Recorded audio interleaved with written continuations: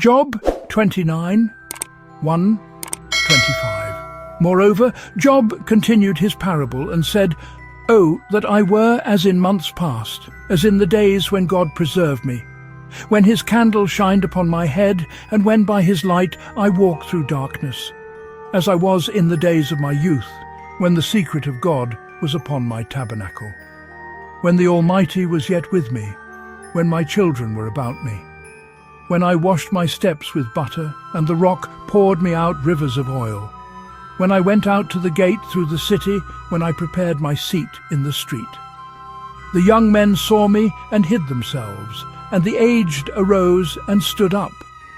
The princes refrained talking and laid their hand on their mouth.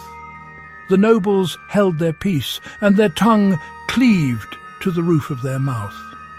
When the ear heard me, then it blessed me, and when the eye saw me, it gave witness to me, because I delivered the poor that cried, and the fatherless, and him that had none to help him. The blessing of him that was ready to perish came upon me, and I caused the widow's heart to sing for joy.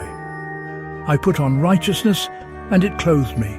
My judgment was as a robe and a diadem. I was eyes to the blind, and feet was I to the lame.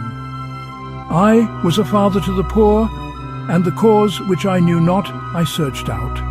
And I brake the jaws of the wicked, and plucked the spoil out of his teeth.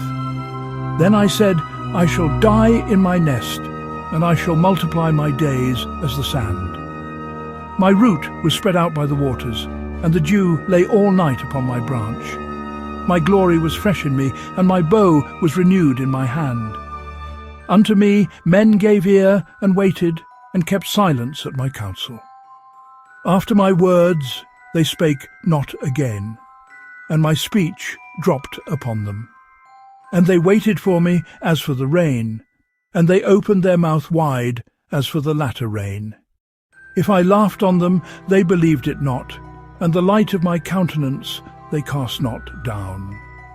I chose out their way, and sat chief, and dwelt as a king in the army, as one that comforteth the mourners.